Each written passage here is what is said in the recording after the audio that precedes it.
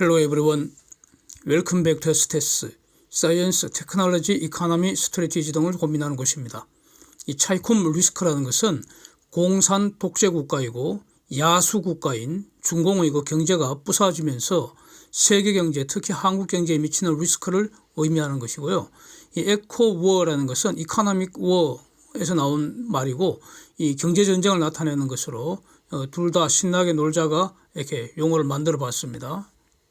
문명 국가들이 연일 반대하는데도 불법 체포 감금했던 그 북한 탈출 주민들 대규모로 반복해서 강제로 북송하는 그 지선 반문명적이죠. 그리고 몰가치합니다. 몰가치라는 것은 인간으로서의 기본적인 가치가 없다. 즉 짐승이라는 뜻이죠. 그래서 중공은 야수국가라고 평가를 해야 할 것 같습니다. 그래서 이것은요, 그 국가 주권의 문제가 아니라고 봅니다. 주권은 상대적이고요. 인권은 절대적이기 때문에 주권은 인권에게 복종해야 한다. 뭐 이렇게 저는 정리를 하고 있습니다. 예. 이제 중공 관련 지표 3개를 보겠습니다. 중공에 대한 외국인 직접 투자 FDI 폭삭폭삭 지금 망가지고 있고요. 중공의 수출도 계속해서 쪼그라들고 있고요.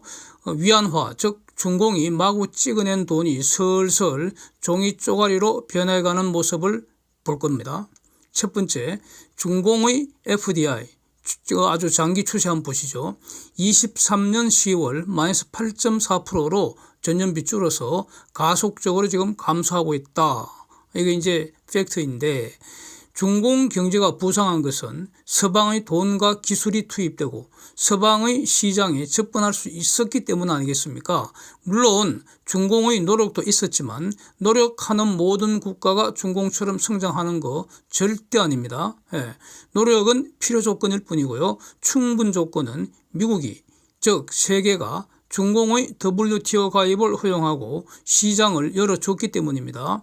즉 중공을 미국이 키워줬는데 좀 컸다고 뒤통수 깐다. 이렇게 트럼프 전 대통령이 직설을 날렸는데 이게 뭐 크게 틀린 것은 아니라는 겁니다. 돈이 가는 곳에 기술과 사람도 가는 거 아닙니까? 그래서 그 돈이 흘러 들어가는 정도를 판단하는 지표 중에 비교적 신뢰할 수 있는 게 FDI 아니겠습니까? Foreign Direct Investment. 예. 그래서 과거에는 연간 그 수십 프로씩 눈부시게 성장하던 중공의 FDI 그 숫자가 지금 역사상 최장기간 감소 추세입니다. 그리고 세월이 갈수록 점점 더 심해지고 있다. 이걸 저 그림이 말하고 있지 않습니까? 이런 내용 제가 이전부터 계속 말씀드려오던 내용입니다. 예. 금융위기, 그 다음에 팬데믹 시절에 일시적으로 FDI가 마이너스 10% 근방으로 급락한 적 있었습니다. 근데 그거는 추세가 아니었기 때문에 바로 V자 회복했습니다. 근데 지금은 완전히 다른 모습입니다. 미중 패권 전쟁은 이거는 핫워가 아니고 에코워라고 봐야 합니다. 즉 경제전쟁이라는 겁니다. 미사일로 서로 죽이고 부수는 그런 게 아니고요. 웃고 악수하고 좋은 말은 주고받지만 실질은 경제를 부수겠다는 거 아닙니까? 이게 경제전쟁 아닙니까? 더 정확하게는 중공과 같이 안 놀고 다른 데서 놀겠다 이겁니다. 중공 대신 다른 곳에서 다른 곳을 키우겠다 이거 아닙니까? 예? 경제전쟁이. 예? 다른 곳을 키워버리면 중공은 쪼그라들 수밖에 없죠. 그렇잖아요. 예. 예? 세계 전체는 일정한데. 예, 그렇습니다. 그래서 지금 이렇게 진행되고 있는 것으로 저는 정리가 됩니다. 그래서 중공으로는 돈이 안 들어가고 중공을 대체하는 다른 곳으로 지금 돈이 들어가고 있는 겁니다. 세상에 돈이 없는 게 아니라는 겁니다. 예, 중공에 들어갈 돈이 없다 이겁니다. 대신 중공에서는 돈이 빠져나가는 거죠. 그래서 FDI 감소 추세 저거 앞으로 최소한 10년 정도 지속될 가능성을 일단 열어둬야 하지 않겠습니까? 예. 그러면 10년 후에는 괜찮아지느냐? 그건 아니죠. 10년 후에 저게 회복될지 여부는 그때 가서 다시 판단해야 한다 이런 뜻입니다. 예. 두 번째로 중공의 수출 추세, 즉 세상 사람들이 중공 물건 사용하는 정도, 그게 바로 수출 추세인데 그게 지금 1년 이상 놀라울 정도로 줄어들고 있습니다. 예. 그렇다고 해서 세상 사람들이 소비 줄이는 거 아니잖아요. 그러니까 그리고 또 미국 경제는 지금 생각보다 올 연초에 생각했던 것보다 지금 훨씬 좋습니다. 예. 그런 즉 세상 사람들은 즉 시장은 중공산 대신 다른 물건 사용하고 있다. 이게 추세다. 이런 뜻 아닙니까? 2021년 연간 중공의 수출 증가율 무려 30%였습니다. 예. 근데 22년에는 1.1%로 와 완전히 그야말로 그냥 박살이 나버렸습니다. 예. 특히 22년 10월부터 마이너스 행진을 시작해서 지금 1년째 지속되고 있다 이런 겁니다. 이게 지금 중공 수출 쪼그라드는 것이 세월이 지난다고 지금 개선될 것 같지 않다 이겁니다. 점점 더 심해질 것 같지 않습니까? 예. 그래서 여기서 이제 하여튼 중공이 자체적으로 만드는 통계는 저는 믿을 수가 없습니다. 예. 그래서 안 믿습니다. 예. 그러면은 중공의 어떤 수출 이런 거 알아볼 수 있는 다른 어떤 간접적인 방법이 있는 거 아니냐. 중공의 수출이라는 것은 다른 데서 사주는 만큼 수출할 수 있잖아요. 중공이 파는 거니까 해외에 파는 거 아닙니까. 그러니까 해외에서 사는 만큼 팔 수 있으니까 해외에서 사는 그 통계를 보면 됩니다. 그래서 미국이 중공에서 수입하는 정도, 한국이 중공에서 수입하는 정도 이거 보는 게 정확하다는 겁니다. 그래서 이걸 그림을 한번 보면은 저걸 기초로 이제 숫자를 갖고 숫자적으로도 분석을 할 수 있지만 그림만 딱 봐도 줄어드는 거 확실합니다. 들쭉날쭉하지만 기본적으로 줄어들고 있습니다. 그래서 지금 이제 다른 어떤 요와 관련된 이제 다른 왜 이렇게 줄어드느냐 그걸 본다면은 미국은 핵심 기술 중공과 거래 금지하고 있죠. 이게 지금 늘어날 조짐 아닙니까? 이게 줄어들 조짐 아니잖아요. 예? 중공하고는 같이 안 논다는 거 아닙니까? 그 다음에 공급망 재편한다는 것은 결국 미국이 필요한 물건 중공 대신 다른 곳에서 사오겠다 이거 아닙니까? 예. 이게 앞으로 세월이 갈수록 심해지지 않겠습니까? 예. 이게 세월이 간다고 해서 저절로 완화되지 않으리라고 봅니다. 그러면 미국이 이렇게 하면 미국 혼자 이렇게 하는 게 아니죠. 한국도 일본도 유럽도 기본적으로 같이 움직입니다. 이게. 예? 이게 바로 세계 시장이라는 거 아닙니까? 시장이 이렇게 움직인다는 거죠. 예. 세 번째 달러 지수, 원달러 환율, 위안 달러 환율, 루블 달러 환율 요거 장기 추세 한번 보겠습니다. 장기간 달러 지수는 큰 변동 없이 꿋꿋합니다. 기본적으로 하여튼 저 가격 지표이기 때문에 기본적으로는 끊임없이 변합니다. 변동을 합니다. 오르락 내리락 끊임없이 하는데 장기적으로 추세를 보면은 달러 지수는 기본적으로는 큰 변동 없는 거 아니냐, 꿋꿋한 거 아니냐 이겁니다. 예. 기축통화 지위 굳건하다. 미국의 금융 패권 강력하게 유지되고 있다. 이런 것이고요. 다시 말하면은 위안이나 루블 따위가 자기들도 기축통화 한번 해보겠다고 슬쳤지만은 다 소용없는 짓이다. 이게 이제 드러나고 있고요. 원달러 환율 변동 상당히 심한 것 같지만 그래서 가령 80년대 700원, 800원 근방에 있다가 현재 1,300원에서 놀고 있습니다. 그러니까 최장 기간 동안을 보면은 대략 한 98% 올랐다 이렇게 숫자로 나와 있지 않습니까? 자, 이게 심한 것이냐? 이 심하다고 이제 상대적인 것인데요. 이걸 이제 평가를 해야 되는데 오히려 이 정도 원 달러 환율이 이렇게 오른 것은 이거는 적절하게 한국이 환테크한 결과 아니냐. 환테크가 뭡니까? 국가 입장에서의 환테크라는 것은 미국 이외 각국들이 자국의 수출 증가하고 수입 감소시키기 위해서 즉 그래서 국제 수지 개선을 하기 위해서 즉 달러를 비축하기 위해서 자국 통화를 의도적으로 약세로 만드는 것, 즉 자국 통화의 환율 상승을 도모하는 것. 이게 국가적 관점에서 환테크라고 할 수 있는데 그 결과로 볼 수도 있는 거 아니겠습니까? 그러니까 원달러 환율이 저렇게 좀 오른 거는 심각한 거 아니다. 양호하다. 우려할 필요 없다. 이렇게 이제 평가할 수 있는데 그거는 다 상대적이기 때문에 이제 상대적으로 가령 러시아 루블 환율을 보자고요. 최대 기간 3,400% 올랐습니다. 이 무슨 뜻입니까? 루블은 사실상 종이 쪼가리로 변해버렸다. 이런 거 아닙니까? 이렇게 판단해야 되지 않겠습니까? 예? 한국이 98% 오를 때 루블은 3,400% 환율 올라버렸으니까 지금 완전히 종이 쪼가리 되어버린 거죠. 루블은 돈이 아니고 종이다 이겁니다. 이제 위안은 보겠습니다. 위안은 어떤가? 최대 기간 상승률 360%. 야, 저거는 환테크 정도를 넘어선 거 아닙니까? 저는 좀 심하잖아요. 긴장해야 되지 않겠습니까? 그런데 최근에 위안 상승 환율 상당히 가파릅니다. 예.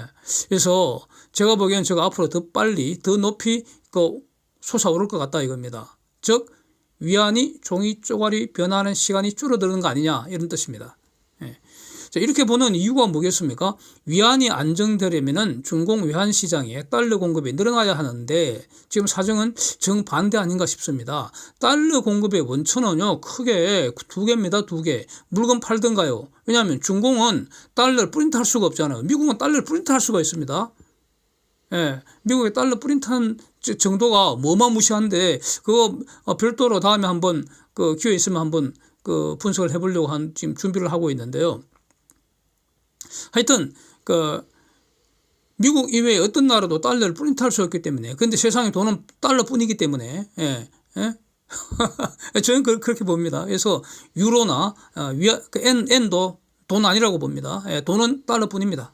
그래서 중공의 달러 공급 원천은 오직 두 개입니다. 물건을 팔든가 물건을 많이 팔든가 아니면은 채권을 팔아야 됩니다. 정서를 팔아야 합니다.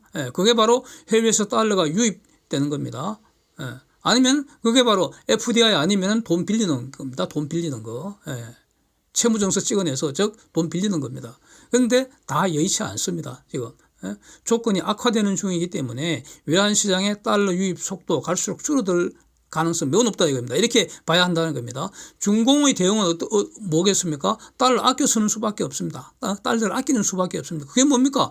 수입 줄이는 겁니다. 수입 줄이는 거. 이 말은 경제가 찌그러지는 악순환이 돌아간다 이런 뜻입니다. 기르고 이런 겁니다. 물론 그 해외 투자 중공이 이제 해외 1대1로 한답시고 해외 투자 엄청 했는데 그거 이제 회수하려고 하겠지만은 1대1로 한답시고 풀어놓은 돈 다시 말하면 빌려간 상대방 중공한테 완전히 고리대금 했다는 거 아닙니까? 돈 빌린 국가들이 지금 망하는 중이기 때문에 줄 돈 없다 배째라 이러면 어떻게 합니까? 그럼 중공은 진짜 배째려고 이제 칼 들고 슬칠 텐데 근데 세상에 가만히 구경만 하고 있지 않다 이겁니다. 네, 여기도 중공이 하려는 그거는 막힌다 이겁니다. 그렇습니다. 그래서 지금까지 정리한 사실들 중공이 다 알고 있을 겁니다. 쟤네들도 바보가 아니잖아. 쟤네들도 바보가 아니잖아. 그래서 결국 어떻게 하든 미국하고 화해하려고 미국이 이제 미국한테 좀 살살 때려달라고 이렇게 미국 눈치 엄청 보는 것으로 제 눈은 그렇게 보입니다. 지금 중공은 이룰 것이 많고요. 또 중공은 하고자 하는 꿈도 큽니다. 중공은 지금 이루어 놓은 게 있기 때문에 이룰 것이 많습니다. 그러니까 조심할 수밖에 없고요. 또 중공은 야망이 큽니다. 미국을 능가하는 패권 국가가 되겠다고 지금 설치고 있잖아요. 따라서 절대 중공은 글로벌 시장 떠날 수가 없습니다. 그러니까 푸틴이 거듭된 부탁, 즉 무기 좀 달라. 그런데 중공은 출뜻 러시아 보고 친구라고 해서하면서 출뜻 하면서도 행동으로는 공식적으로는 무기 안 주잖아요. 공식적으로는. 비공식적으로 주는 거 그게 이제 지금 공식적으로 아직 드러나고 있지는 않습니다. 그러니까 푸틴은 다급하죠. 못 받았다는 거죠. 중공한테 무기를 충분히 받았다면은 북공한테 갈 리가 있겠습니까? 그러니까 푸틴은 다급하니까 저 완전히 낙인 찍힌 불량 국가가 북공인데 그한테 가서도 허접한 무기 좀 달라고 지금 애걸복걸하는 상황입니다. 아주 푸틴 망가질 대로 다 망가져 버렸습니다. 그런데 북공 입장에서는 더 이상 이럴 게 없는 상황이라고 생각하니까 쟤네들은 대놓고 이제 무더기로 주고 있다 이거 아닙니까? 그런데 한국과 세계 입장에서는 북공의 무기가 러시아로 가는 것도 그 국제법 위반이다. 아주 심각한 범죄 행위로 판단할 수밖에 없는데 그보다 더 심각한 것은 러시아의 어떤 고급 군사 기술이 북공으로 흘러 들어가면 안 되잖아요. 이건 더 심각합니다. 그러니까 한국, 미국, 일본 입장에서는 저 북러 불법 행위 다 보고 있다. 우리가 다 보고 있다. 다 알고 있다. 하지 마라. 이렇게 계속 이제 경고하고 있습니다. 이 경고가 뭐겠습니까? 행동할 명분 쌓아가고 있다. 이런 거 아닙니까? 그래서 그 다음 대응을 우리는 지금 주목을 해야 하는 상황이라고 생각합니다. 행동할 수 있는 거죠. 그래서 이제 이 에코워에서 중공의 대응 수단, 저는 매우 제한적이라고 봅니다. 이유가 뭐겠습니까? 준공의 대응 수단이 제한적인 이유는 준공 없어도 시장은 돌아갑니다. 글로벌 시장 돌아갑니다. 그러나 글로벌 시장 없이는 글로벌 시장이 없다는 것은 그 말은 준공이 참여할 글로벌 시장이 줄어든다는 것이죠. 그러면 준공은 말라 비틀어지게 됩니다. 죽게 된다는 거죠. 그런 상황입니다. 그러니까 준공의 대응 수단은 제한적이다 이겁니다. 한편 그렇다 하더라도 이제 글로벌 시장도 대가를 지불할 수밖에 없는데 그게 바로 공급망 재편에 비용이 따른다는 것이고, 근데 문제는 이 정도 비용은 시장이 감당할 수 있다고 저는 봅니다. 근데 이것이 다만 상당 기간 글로벌 경제는 저성장 원인이 된다 이겁니다. 추가적으로 저성장 원인이 된다는 겁니다. 여기서 상당 기간이라는 것은 준공이 지금과 달리 생각하고 지금과 달리 행동할 때까지 에코버는 계속될 것이기 때문에 그때까지 상당한 그 저성장 원인이 되지 않겠나. 이게 차이컴 리스크 아니겠나. 이런 뜻입니다. 근데 이제 요 차이컴 리스크와 중첩되는 게 바로 기본적으로 글로벌 인구 감소하기 때문에 이게 원인이 돼서 글로벌 경제는 앞으로 대략 한 50년간 전무후무한 저성장 시대가 지금 예정되어 있다. 이런 겁니다. 요 이제 중첩되어 있고요. 그 다음에 또 단기적으로 봐도 이제 그림 한번 보시는 것처럼 가령 지난 주말 미국에서 발표된 물가 지수들 쭉 보면은 요거 좀 악화됐다고 평가를 할 수밖에 없습니다. CPI나 PCE 물가지수, CPI 소비자 물가지수고 PCE는 그러니까 개인 소비지출 물가지수 아닙니까? 이런 거는 과거 숫자입니다. 이미 흘러간 물입니다. 저거는. 그래서 지금 9월 숫자가 CPI는 3.7%, PCE는 3.4% 이렇게 발표가 됐는데 이것 자체만 해도요, 연간 연준의 목표 2% 훨씬 높습니다. 그러니까 연준 입장에서는 연간 물가가 2% 정도만 올라야 된다. 오른다는 겁니다. 물가는 계속 오른다는 겁니다. 한 2% 정도 오르면은 오케이 수용할 수 있다 이런 목표인데 9월에 3.7% 올랐다는 겁니다. 엄청 올랐다는 겁니다. 이것도 PC는 3.4% 올랐고요. 그리고 이게 지금 그동안 상승폭이 둔화되었을 뿐 여전히 인플레이션 위험 가득하다 이겁니다. 가득하다. 높다 이겁니다. 근데 여기서 더 주목해야 할 게 이제 저거는 과거의 숫자인데 미래의 숫자, 미래 예상되는 인플레이션 이게 지금 팍 올라버렸다는 겁니다. 미시건 대학의 1년 후 인플레이션 전망치의 기대 인플레이션, 1년 기대 인플레이션 4.2%로 쑥 올라버렸습니다. 완전히 1년 동안 인플레 잡으려고 노력한 것이 완전히 돌아가며 탑을 되는 거 아닌지 지금 4.2% 쑥 올라버렸고요. 5년 장기 전망치도 지금 도로 3% 돼버렸습니다. 장기 연준 목표 2%와 차이가 상당히 크잖아요. 장기 전망치 빨리 2% 근방으로 내려와야 됩니다. 최소한 2% 밑으로 또는 2%에 근접해야 됩니다. 그런데 지금 3%이기 때문에 장기 연준 목표 2%랑 차이가 매우 크다 이겁니다. 그래서 이 말은 팬데믹 이전의 저금리 시대에 특별한 사정이 없는 한 조만간 다시는 오지 않을 거다 이겁니다. 그래서 단기적으로도 저성장 시대라는 겁니다. 자, 이런 것 때문인지 모르겠는데 이제 관련된 중요한 논점인데 서울 아파트 거래량 그림 한번 보시면은 4월부터 9월까지 회복됐는데요. 그것도 찔끔 회복된 겁니다. 본격 회복과는 거리가 멉니다. 회복됐다 해도 과거 정상적인 거래량의 대략 한 반토막 수준에 불과합니다. 그런데 본격 이 회복도 되기 전에 다시 거래가 실종될 조짐이 나타나고 있습니다. 10월 아파트 거래량 현재까지 955건에 불과해서요. 요거는 같은 기간 9월과 8월 거래량의 대략 절반 수준입니다. 요거 주목해야 될 것 같습니다. 물론 지금 10월 거래량은 12월 1일에 확정이 됩니다. 그래서 아직 한 달 남아 있습니다. 그런데 지금 여기저기 전쟁 상황이고요. 금리가 다시 오르는 상황 고려하면은 이 아파트 거래 본격 회복도 되기 전에 다시 실종될 가능성 요거 열어둬야 할 것 같습니다. 주목해야 할 것 같습니다. 그렇습니다. 그래서 이제 어떻게 보면은 상당히 우울한 그런 내용들인데 근데 저는 기본적으로 낙천적이어서 우울해할 필요는 없다고 보고요. 전 세계가 다 똑같은 상황이기 때문에 이거는 결국 환경 변화에 적응의 문제 아닌가. 그래서 우리는 한국이니까, 대한민국이니까 위기를 기회로 바꾸겠다. 이렇게 이제 한국의 의지, 그 다음에 또 기본적으로 한국은 능력을 갖고 있는 그런 국가입니다. 잠재력이 큰 국가라고 봅니다.